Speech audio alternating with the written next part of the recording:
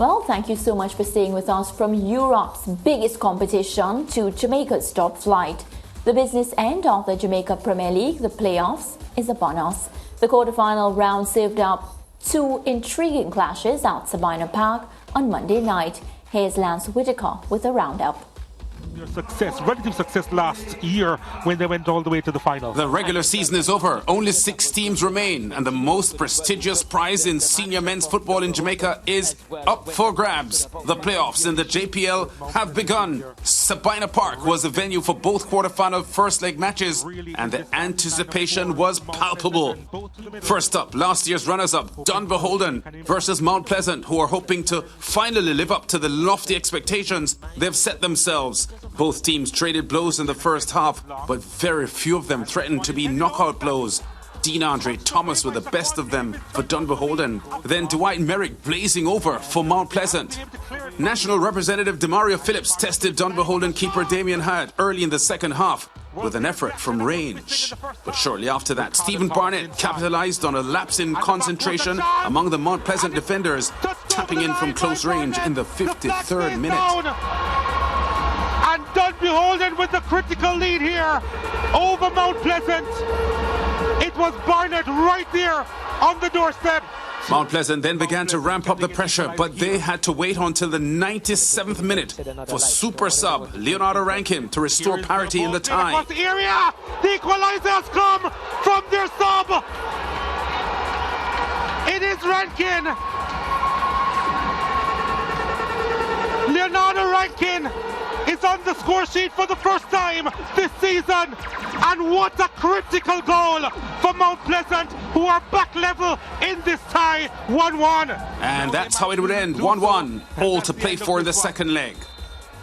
Next up, Humberland against defending champions Harbour View, who are hunting a 6th Premier League crown. And the champions looked in ominous mood from the off, creating several chances. First, Krista J. Daly with a ferocious strike. Then Captain Rand Wellington venturing forward but placing his shot just over.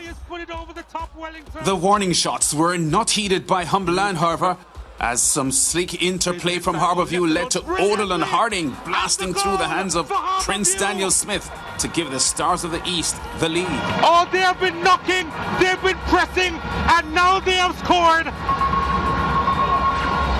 And look who has done it. Odell and Harding, the former skipper.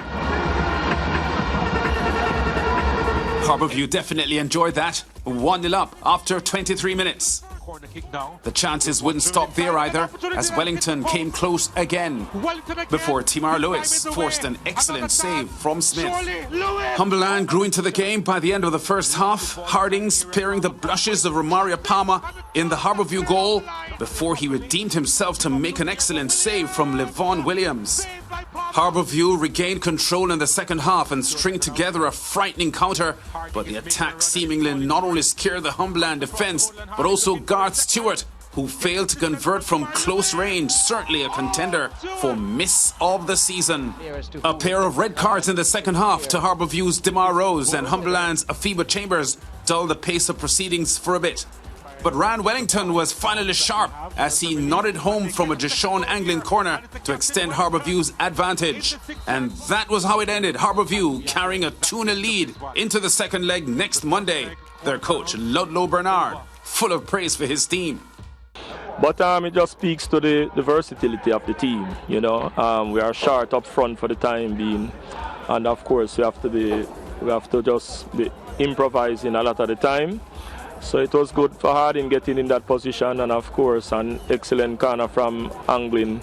Right on time with his arrival was Ryan. All right, so our in-house football analyst, Leger Williams, joins us on set. Good afternoon, Leger. He's just smiling. Yes, because we're not going to poke fun at you regarding predictions today. But let's talk about what Coach just said. He spoke about the versatility of his team, and of course that helped them to get across the line. Your thoughts? Yeah, Harbour View is quite an interesting team. Ludlow Bernard is quite an interesting manager, but he's a brilliant one as well. He knows how to switch around his team to get the best out of them. He knows when to prime his players so he can get the best out of them in the important moments. And this was just another example of it. Harbour View came into the playoffs. They were, not necessarily a so-so team, but now they're in the playoffs. They came up against the best defense in the regular season, and they made that defense look quite ordinary, to be honest. 16 shots, 11 on target, attack after attack, wave after wave.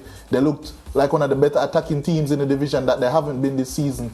He swapped around a lot of players in terms of their attacking system. Guard Stewart, who, he didn't score, of course. He had that miss, but he was integral to what they were trying to do. Tamar Lewis looked great. Krista J. Daly, my word, he looked fantastic as well. So we had Anglin, who was one of the better holding midfielders this season, playing more of an attacking midfield role, and he looked great. Both of the wing-backs, carrying on from last season, also looked fantastic. So, yeah, it was just an all-around excellent performance from Harbour View, and they're looking prime to repeat what they did last season and go on not only to win the Premier League, but even maybe the Link Cup this year. Who knows? Yeah, looking forward to see that. Where did Humber Lions, though? Where did they lose this match? They weren't as compact as they usually are. Humber Lions are a very stout defensive team. As I mentioned, they're one of the better defensive teams, if not the best defensive team in the Jamaica Premier League this season. They conceded the least amount of goals, as I said. And that's just down to them being very compact and each player knowing their roles. Humber Lions I would make the bold assumption to say that they're the oldest team in the league in terms of the experienced players they have all around. And most of those older players are in the midfield and in defense. So they rely on their experience and their positioning, but that seemed to really go out of the window, and they entered into really of a transitional game against Harbour View, and that suited the youthful exuberance of the Harbour View team. They had a lot of young, quick attackers who really challenged Humber Lions, and they just really couldn't come back from that. And then once the game got out of their hands, it really got out of their hands. And to be honest, they should be really lucky that Harbour View didn't pile on even more goals against them. Yeah.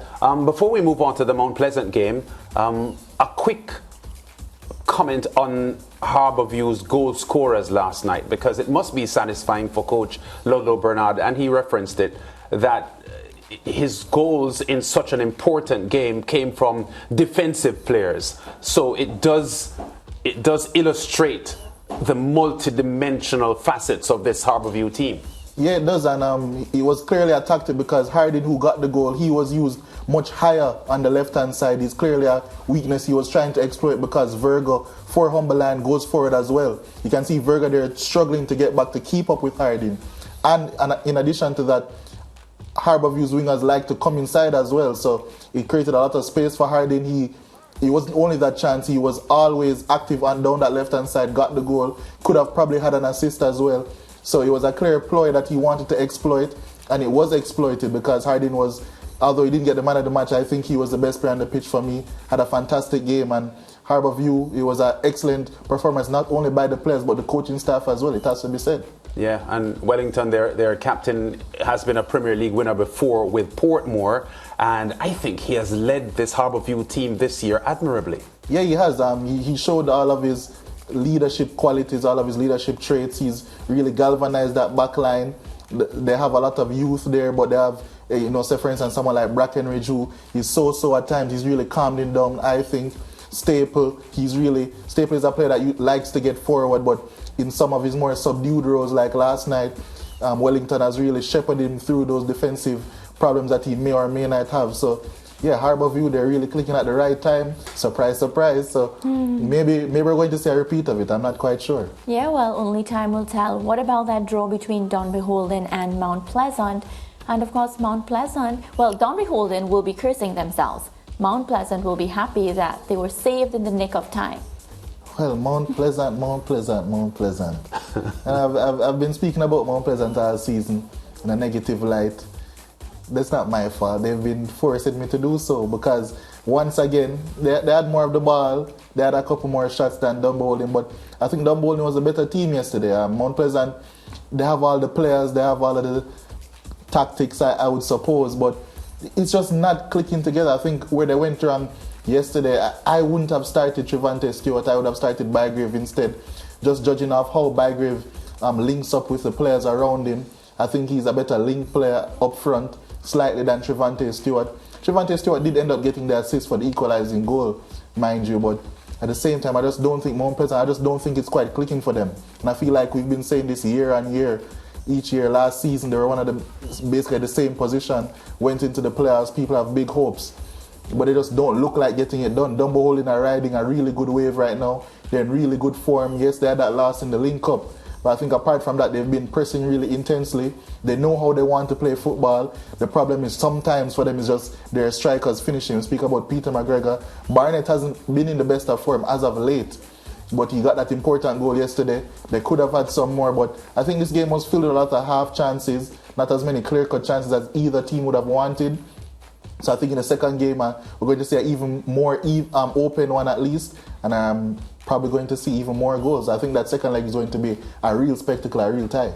Yeah, definitely looking forward to that second leg. And what's for sure is, of course, the JPL, you have to keep it locked to SportsMax, because at any point in time, you're going to see some surprises. So let's take a quick break now on the SportsMax zone, and we have a lot more for you.